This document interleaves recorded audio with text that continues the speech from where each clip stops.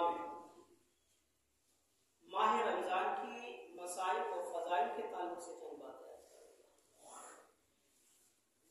یہ جو سورہ بقرہ کی یہ رکوع اسٹارٹ ہو رہی ہے یا الذین آمنوا سے، یعنی آیت نمبر 183 84 85 86 87 88 تک مسلسل 6 آیتوں میں اللہ تعالیٰ نے ماہ رمضان کی مسائل اور فضائل کا ذکر کیا اور یہ مکمل ایک رکوع کا حصہ ہے۔ اب اس کا مختصر سا خلاصہ میں آپ کے سامنے، سب سے پہلے ہم یہ دیکھتے ہیں کہ جو آیت کریمہ ہم نے خطبہ مسنونہ کے بعد پڑھی ہے، اللہ تعالیٰ نے اس میں کہا کیا ہے؟ اللہ تعالیٰ نے کہا یا ایھا الذین آمنوا، اے ایمان والو۔ پہلے تو کہا کہ ایمان والوں سے خطاب ہے، اس کا مطلب کافر نہیں، اس کا مطلب اسلام قبول جنہوں نے نہیں کی ہے وہ تمام لوگ نہیں ہیں، یعنی صرف اور صرف خالص مسلمان اور مومن مراد ہے۔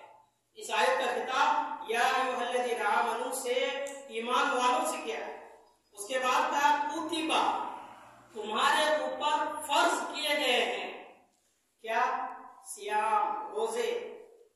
روزہ فرض ہے، سنت نہیں۔ پہلی چیز ہم کو یہ معلوم ہوا کہ روزہ مسلمانوں کے لیے ہے، اور دوسری چیز روزہ فرض ہے، سنت نہیں ہے، چاہے تو رکھ لیا چاہے تو چھوڑ دیا، ایسا نہیں۔ اس کے بعد کہا یہ جو روزہ رکھنا ہے نا، ایک مہینہ تک انسان کو بھوکا رکھنا، کہا کہ یہ صرف تمہاری کوئی خصوصیت نہیں ہے، یہ امت محمدیہ کی خصوصیت نہیں ہے کہ کما کتب علیکم، تم سے پہلے جتنی قومیں اس دنیا کے اندر پیدا ہوئی ہے وہ تمام کے تمام لوگوں کے اندر روزہ کسی نہ کسی شکل میں فرض تھی۔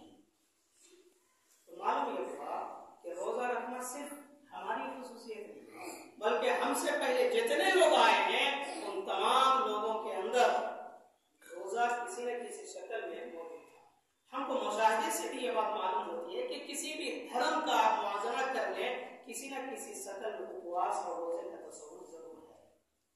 تو اس سے بھی ثابت ہوتا مشاہدے سے بھی کہ ہر امت کے اندر روزے کا تصور رہا ہے، اور اللہ تعالیٰ نے وہی بات کہی کہ تم سے پہلے جتنے لوگ آئے وہ تمام کے تمام لوگوں کے اوپر روزہ فرض ہے۔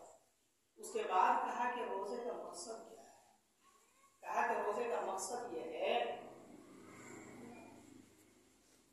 لعلکم تتقون، تاکہ تم متقی ہو جاؤ۔ روزے کا مقصد کیا ہے؟ تقوی کا حصول۔ کہا کہ اگر تقوی حاصل ہو جائے تو اس کا فائدہ کیا ہے؟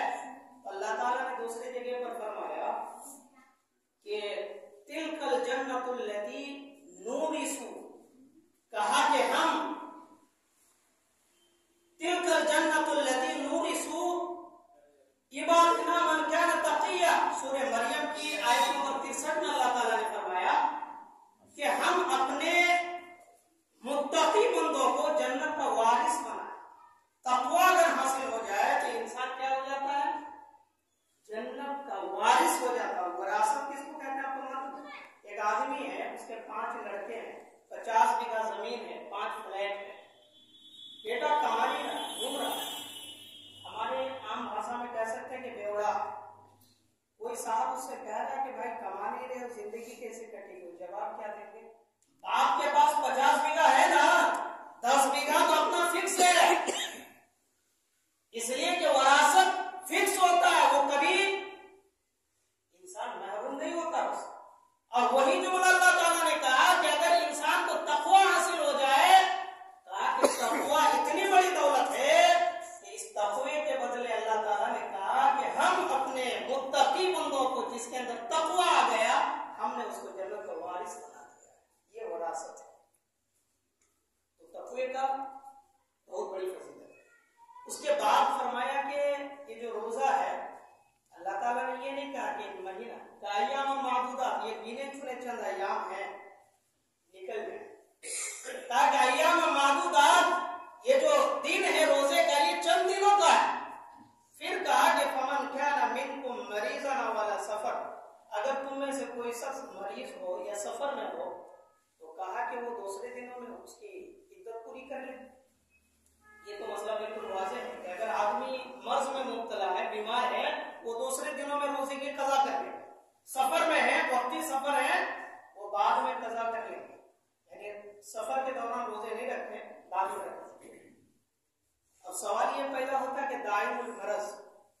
آدمی مسلسل مرض میں مبتلا ہے اور ایک حاملہ عورت ہے جو بچہ جننے والی ہے اور کہا کہ مرضعات دودھ پلانے والی عورتیں ہیں، تو ان لوگوں کا روزے کا مسئلہ کیا ہے؟ یہ تو قضا کر لیں گے۔ علماء نے اس بارے میں بہت اختلاف کیا ہے۔ بعض لوگوں نے یہ جو مریض ہے، مریض کے بارے میں تو مسئلہ واضح ہے کہ دائم المرض اگر ہے، ڈاکٹر نے لکھ دیا کہ یہ زندگی میں کبھی روزہ نہیں رکھ سکتا، وہ فدیہ دے۔ اسی طرح شیخ فان اور فانیہ یعنی انتہائی کمزور بوڑھا آدمی جو روزہ نہیں رکھ سکتا، یا انتہائی کمزور بوڑھیا جو روزہ نہیں رکھ سکتی، اس کے بارے میں بھی مسئلہ یہی ہے کہ وہ فدیہ دے۔ لیکن اگر ایک شخص، ایک عورت حاملہ ہے یا مرضعہ ہے، بچوں کو دودھ پلا رہی ہے، اس بارے میں علماء کا اختلاف۔ بعض علماء کہتے ہیں کہ فدیہ بھی نہیں دیں گے اور بعض علماء کہتے ہیں کہ فدیہ دے دیں، اور ہمارے سماج میں تو رائج ہے کہ ہم ان روزوں کی قضا کرواتے ہیں۔ جن علماء نے یہ کہا کہ فدیہ دے دے اور فدیہ نہ دے، انہوں نے بہت باریک مسئلے کو پکڑا، اس لیے کہ دودھ پلانے کی جو مدت ہے وہ 2 سال کی ہے اور حمل کی مدت 1 سال کی ہے، 9 مہینے کی ہے۔ تو ان علماء نے یہ کہا ہے کہ اگر ایک عورت ایک رمضان میں حاملہ ہے تو حمل کی وجہ سے وہ روزہ نہیں رکھ پا رہی ہے، اور دوسرا 2 رمضان جو آئے گا اس میں وہ اپنے بچوں کو دودھ پلانے ہوگی، دودھ پلانے کے وقت تو اس حساب سے 3 سال کی روزہ قضا ہو۔ اور اگر دوبارہ پھر عورت امید سے ہو جائے، حمل سے ہو جائے، تو پھر دوسرا سال حمل کی وجہ سے روزہ نہیں اور 2 سال دودھ پلانے کی وجہ سے روزہ نہیں، تو اس حساب سے کتنے سال ہو گئے؟ 6 سال۔ اور اگر تیسرا بھی اولاد ہو جائے تو 9 سال۔ تو علماء نے یہ کہا کہ مسلسل یہ سلسلہ چلتا رہے گا 10-15 سال تک، اور اتنا روزہ قضا کرنا ممکن ہے۔ اب سوال یہ پیدا ہوتا ہے کہ ہمارے سماج میں جو لوگ کر لیتے ہیں، جیسے کہ اگر حمل 2-3 مہینے کی ہے، 5 مہینہ تک لوگ کر لیتے ہیں، اسی طریقے سے اگر بچہ 5-6 مہینے کا ہے، تھوڑا میچور ہو گیا ہے، تو وہ عورتیں بھی روزہ رکھ لیتی ہے۔ تو کیا رکھ سکتی ہے؟ بالکل رکھ سکتی ہے، لیکن اگر ڈاکٹر لکھ دے کہ یہ عورت اگر روزہ رکھے گی بچے کے لیے خطرہ ہے یا ماں کے لیے خود خطرہ ہے، یا ڈاکٹر یہ لکھ دے دودھ پلانے کے دوران عورت بچوں کو دودھ دیں، روزہ نہیں رکھ سکتی، تو اس کنڈیشن میں مسئلہ یہ بنے گا کہ وہ عورت فدیہ دے۔ اس لیے کہ علماء میں 2 گروہ ہیں، بعض علماء کہتے ہیں کہ فدیہ بھی نہیں دیں گے، اور بعض علماء کہتے ہیں کہ نہ فدیہ دے دے، جس میں میرے استاذ بھی ہیں، وہ کہتے ہیں کہ نہیں فدیہ دے۔ تو بہتر یہ ہم کو مسئلہ یہ معلوم ہوا کہ یہ جو روزے کی قضا یا جتنے مسائل میں نے بتائی، یہ تمام کے تمام مسئلہ ڈیسائیڈ ہم کریں گے، ہم خود سے کر لیں گے کہ ہم بیمار ہیں، ہم کو روزہ نہیں رکھنا، بعد میں رکھیں گے، یا ہم فدیہ دے لیں گے۔ نہیں، اتنا چھوٹ نہیں دیا جا سکتا ہے۔ یہ تمام کی تمام ڈیسائیڈ یا تو آپ کے ڈاکٹر کریں گے، اور ڈاکٹر کا ریپورٹ دیکھ کر علماء آپ کو مسئلہ بتائیں گے کن کو روزہ رکھنا ہے، کن کو نہیں رکھنا، کن کو قضا کرنا اور کن کو نہیں کرنی ہے، ہم خود سے ڈیسائیڈ نہیں کر لیں گے۔ اس لیے کہ حضرت علی رضی اللہ تعالیٰ عنہ کہتے ہیں لو کان الدین بالراعی، اگر دین کی بنیاد عقل پر ہوتی، انسان خود سے کر لیتا ڈیسائیڈ، تو کہتے ہیں کہ موزے کے نچلے حصے پر مسح کرنا اولا ہوتا، لیکن ہم نے وقد رأيت رسول اللہ صلی اللہ علیہ وسلم يمسحوا على ظاهر الخفين، میں نے اپنے نبی کو دیکھا ہے کہ آپ موزے کے اوپر والے حصے میں مسح کرتے ہیں۔ حضرت علی کہنا چاہ رہے ہیں کہ اگر کوئی شخص موزے پر مسح کرے، اس کو نیچے حصے پہ ہاتھ پھیرنا چاہیے، اس لیے کہ گندگی نیچے لگتی ہے، لیکن نبی صلی اللہ علیہ وسلم اوپر ہاتھ پھیرا کرتے تھے۔ معلوم یہ ہوا کہ دین عقل کا نام، اس لیے یہ جو مسائل ہم نے بتایا اس پر عمل کرنے کے لیے پہلے تو ڈاکٹر کا سرٹیفکیٹ چاہیے، اس کے بعد علماء سے مسئلہ معلوم ہونا چاہیے کہ کون آدمی روزے کی قضا کرے گا اور کون نہیں کرے گا، یہ تو روزے کی مسئلہ۔ اس کے بعد اللہ تعالیٰ نے فضائل کا ذکر کیا ہے، اور فضائل میں کیا فرمایا؟ کہ شہر رمضان الذی انزل فیہ القرآن، یہ جو مبارک کتاب قرآن ہمارے سامنے ہے، کہا کہ یہ رمضان کے مہینے میں آسمان سے دنیا کی طرف نازل کی گئی۔ پھر فرمایا کہ جو شخص اس ماہ مبارک کو پالے فلیصم، اسے چاہیے کہ روزے رکھ لے۔ رمضان المبارک کا مہینہ جو پالے اسے چاہیے کہ روزہ رکھ لے، اس لیے کہ اس مہینے کے اندر قرآن کریم جیسی مبارک کتاب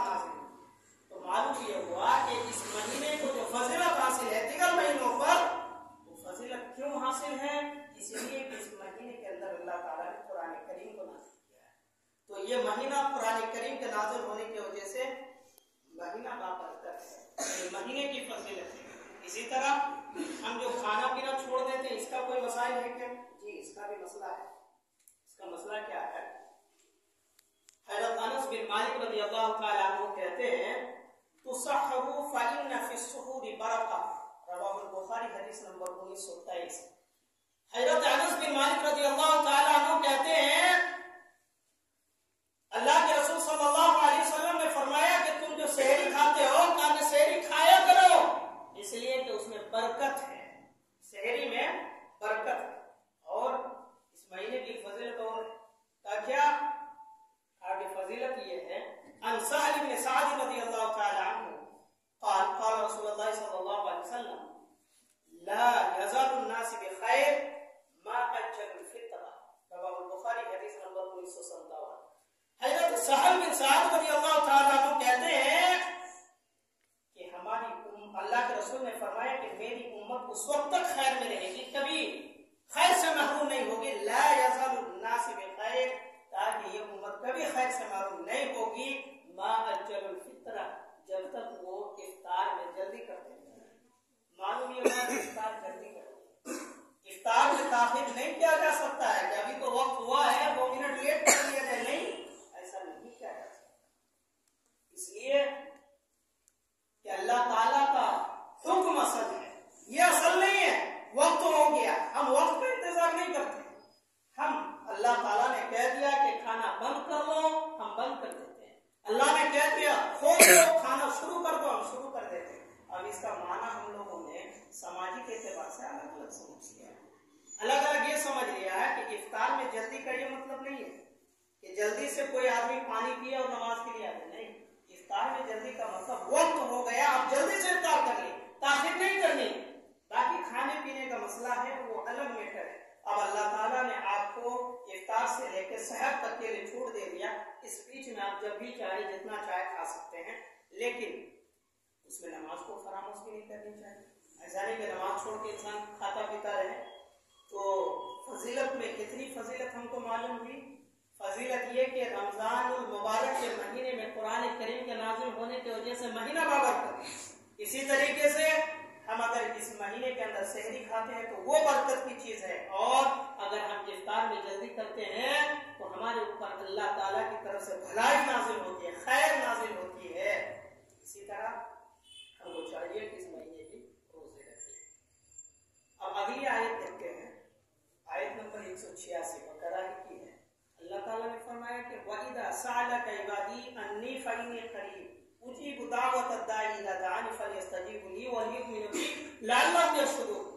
کہا کہ تم مجھ سے دعا کرو. وَإِذَا سَأَلَكَ عِبَادِي عَنِّي فَإِنِّي قَرِيبٌ، اے نبی اگر میرا بندہ سوال کرے کہ اللہ کہاں ہے، کہہ دیجیے قریب ہی ہے. کہا کہ تم دعا کرو، میں تمہاری دعا سنتا ہوں تاکہ تم ہدایت پا جاؤ. دیکھیے یہ جو دعا ہے نا، یہ دعا یہ بہت بڑی چیز. اور اگر کوئی شخص دعا نہیں مانگتا، اللہ تعالیٰ سے گڑ گڑاتا نہیں، دعا نہیں کرتا ہے، وہ ہے کہ وہ بڑا بنا ہوا کیسے؟ اولاد اور باپ ہی کا مثال لے لیجیے. ایک بیٹا ہے، اس کو ضرورت ہے، وہ باپ سے کوئی بھی چیز مانگ کے لے لیتا ہے اور اس کی ضرورت پوری بھی ہو جاتی ہے. اور ایک لڑکا ہے، وہ نہیں مانگتا، کبھی باپ سے سوال نہیں کرتا، اس کو ملتا بھی نہیں ہے. کتنا آدمی خیال رکھے گا خود سے ان کی ضروریات کا؟ اس لیے کہ خود کی ضروریات انسان کو خود معلوم ہوتی ہے. تو اگر اللہ تعالیٰ سے انسان دعا نہیں کرتا، گویا کہ وہ بڑا بنا ہوا ہے. اور یہ بڑا بننے کا نتیجہ کیا ہے معلوم ہے؟ جی عن نعمان بن بشیر رضی اللہ تعالی عنہ قال قال رسول اللہ صلی اللہ علیہ وسلم الدعاء هو العبادہ. حضرت نعمان بن بشیر کہتے ہیں کہ اللہ کے رسول نے کہا کہ دعا ہی عبادت ہے. اور کہا کہ وقال ربکم ادعونی استجب لکم، تم مجھ سے پکارو میں تمہاری پکار کو سنوں گا. اب کوئی شخص اگر دعا نہ کرے تو کیا ہوگا؟ کہا کہ اگر کوئی شخص دعا نہ کرے، اللہ تعالیٰ سے نہ مانگے، اللہ تعالیٰ کیا کرے گا؟ وَيَسْتَكْبِرُونَ عَنْ عِبَادَتِي سَيَدْخُلُونَ جَهَنَّمَ دَاخِرِينَ. تو اللہ تعالیٰ اس کو ذلیل کر کے چھوٹا بنا کے جہنم میں داخل کرے گا. اگر کوئی شخص دعا نہیں مانگتا तो अल्लाह ताला उसको जहन्नम में यूं ही नहीं भेज देगा, बल्कि जलील करके, छोटा बना के, दुआ ना मांग के इंसान बड़ा बन रहा है, उसको छोटा बना के जहन्नम में भेजा जाएगा। तो मालूम ये हुआ कि दुआ बहुत बड़ी इबादत है। ये जो आयत मैंने पढ़ी अभी, ये आयत सूरह गाफिर की आयत नंबर 60 है और अबू दाऊद की हदीस नंबर 1479। तो मालूम ये हुआ कि दुआ हमको करनी है, और अगर कोई शख्स दुआ नहीं मांगता वो बड़ा बनता है, और जो बड़ा बनेगा दुनिया के अंदर तो अल्लाह ताला उसको जलील करके छोटा बना के जहन्नम के अंदर दाखिल करेगा। और इस आयत के अंदर सूरह बकरा की आयत नंबर 186 के अंदर जो अल्लाह ताला ने जो इम्पोर्टेंट बात बताई है वो ये है कि अल्लाह हमसे करीब, कहा कि कितना करीब, तो अल्लाह ताला ने हस्ब कर दिया और अल्लाह ताला ने ये बताया कि मैं तुम्हारी दुआ से भी करीब हूँ, जो दुआ तुम मांग रहे हो उससे भी करीब हूँ, और जो तुम सवाल करना चाह रहे हो, जो मांग रहे हो उससे भी करीब। यानी तुम्हारा दुआ कितनी बड़ी है, किस कैटेगरी की है, मुझे वो भी मालूम है, और तुम क्या मांगना चाह रहे हो मुझे वो भी मालूम है, किस चीज की जरूरत है तुमको ये भी पता है, और क्या दुआ तुम मांगने वाला है ये भी मालूम है। यानी अल्लाह ताला करीब है, करीब का ये मतलब है। उसके बाद अल्लाह ताला ने आयत नंबर 187 में यह फरमाया कि रोजा तो रखी नहीं, नमाज भी लोग पढ़ने लगते हैं रमजान के महीने में, कहा कि थोड़ा और करीब आ जाओ। और करीब आने का मतलब अल्लाह ताला ने कहा कि वान तुम आकिफून फिल मसाजिद, कहा कि आखिरी अशरे में जो 10 दिन होती है 21 रमजान से लेकर 30 रमजान तक, कहा कि इन 10 दिनों में दुनियादारी को छोड़ दो और मस्जिद में मोतकिफ हो जाओ, मस्जिद में जम जाओ। वान तुम आकिफून फिल मसाजिद, और सिर्फ अल्लाह ताला की इबादत करो। मस्जिद में जम जाने का क्या मतलब, अल्लाह ताला की इबादत करो और दुनियावी मामलात से थोड़ा मुनक़ते हो जाओ। तो अगर इंसान के पास गुंजाइश हो सके तो उसे चाहिए कि एहतिकाफ का मसाइल मालूम करके मुकम्मल क्या मसला है उसका, वो मोतकिफ हो जाए। इसलिए कि अल्लाह ताला ने कहा कि रमजान के महीने में फजीलतों का महीना है, और उसमें खास फजीलत यह है कि इंसान 10 दिन अल्लाह ताला के लिए खालिस कर ले और अल्लाह ताला की इबादत करे, मस्जिद में मोतकिफ हो जाए। आखिरी आयत में, आयत नंबर 188 में सूरह बकरा की एक बहुत ही इंपॉर्टेंट चीज बताई गई, और इसी को बताकर मैं अपनी बात को खत्म भी करूंगा। अल्लाह ताला ने इस आयत में क्या फरमाया, वला ताकुलू अमवालकुम बैनकुम बिल बातिल व तुदलू बिहा इलल हुक्काम लिताकुलू फरीकम मिन अमवालिन नास बिल इस्म व अंतुम ताअलमून। कहा कि लोगों का माल आपस में बातिल तरीके से ना खाओ। उसके बाद ठीक है, हम बातिल तरीके से नहीं खाएंगे, पंचायत कायम करेंगे, कोर्ट में जाएंगे, केस लड़ेंगे, और वहां से जो फैसला हो जाएगा ना कोर्ट से, कोर्ट का फैसला तो मौलाना साहब आप भी मानते हैं, हम भी मानते हैं, और कोर्ट से जब फैसला आएगा हाकिम के पास से, तब हम उस जमीन पर कब्जा करेंगे या उस माल को हम खाएंगे। कहा कि लिताकुलू, कहा लोगों का माल बातिल तरीके से ना खाओ, व तुदलू बिहा इलल हुक्काम, और हाकिमों तक ना पहुंचाओ, ताकि तुम अपनी झूठी गवाहों के जरिए किसी की जमीन पर कब्जा कर लो, किसी का माल हड़प लो। कहा कि ऐसा मत करो, क्यों, और आपस में एक दूसरे का माल भी बातिल तरीके से ना लो। अगर ऐसा करेंगे तो क्या होगा, तो अल्लाह के रसूल सल्लल्लाहु अलैहि वसल्लम की हदीस है कि जो जिस्म हराम चीजों से पली है, कहा कि वो जन्नत में दाखिल नहीं होगा, फन्नार औला बिही, उसके लिए आग ज्यादा मुनासिब है। यानी अगर कोई शख्स माले हराम खाता है, उसके रमजान के रोजे भी कबूल नहीं और रमजान की इबादतों से भी गुनाह। इसलिए कि इस रुकू का आगाज या अल्लज़ीना आमनू से हो रहा है, और खत्म कहां हो रहा, माने हराम पर। रमजान ही का मसाइल है, चैप्टर रमजान ही का चल रहा है, और खत्म अल्लाह ताला ने कहा क्या, आखिरी आयत इस रुकू का ये है, वला ताकुलू अमवालकुम बैनकुम बिल बातिल व तुज़लू बिहा इलल हुक्काम लिताकुलू फरीक़म मिन अमवालिन नास बिल इस्मि व अंतुम ताअलमून। कहा कि लोगों का माल आपस में बातिल तरीके से ना खाओ, और ना ही पंचायत कायम करने वालों के जरिए उस पर कब्जा जमाओ।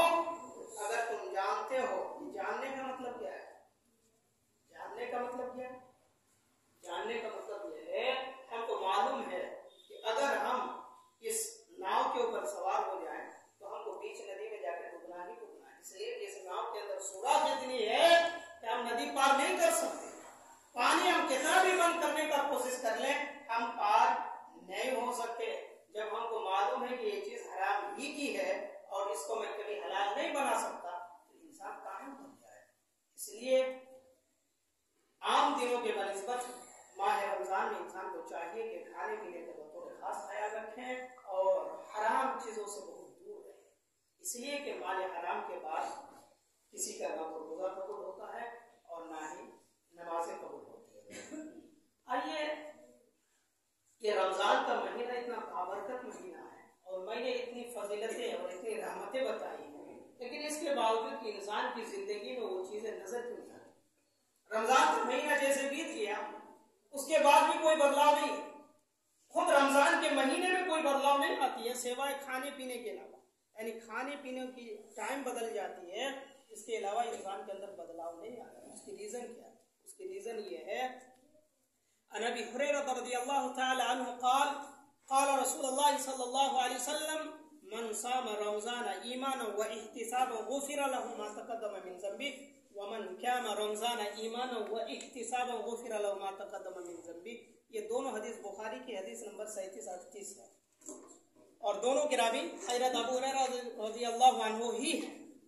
वो कहते हैं कि अगर कोई शख्स माह रमजान के महीने में मन साम रमजान ईमान व इहतिसाबन गुफ़िर लहु मा तक़द्दम मिन ज़ंबिही, वो ईमान अजर व सवाब की नीयत से एहतिसाब के साथ रमजान मुबारक का रोजा रखता है या क़यामुल लैल तरावी की नमाज पढ़ता है ताकि उसके तमाम गुनाह माफ कर दिए जाते। जब गुनाह माफ कर दिया जाएगा तो इंसान के अंदर बदलाव आएगा। और ये एहतिसाब क्या है? रोजा रखना है एक अल्लाह के लिए रखना है, तो समझ में आ रही है, लेकिन एहतिसाब क्या है? एहतिसाब के साथ ईमान और एहतिसाब को एहतिसाब कहते हैं मुहासबा को, हिसाब लगाना। इंसान रमजान के महीने में अपना पिछला औरात पलटे, साल भर हमने कितनी नेकियां की है और कितनी गुनाहें की। इंसान को चाहिए कि वो रमजान के महीने में हिसाब लगाए, जहां उसको नजर आए कि हमने फलाना आदमी को गाली बका था, उससे जाकर माफी मांगी।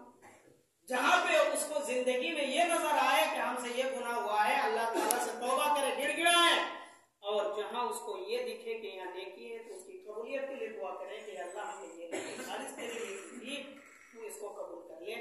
ये इहतिसाब का मतलब है।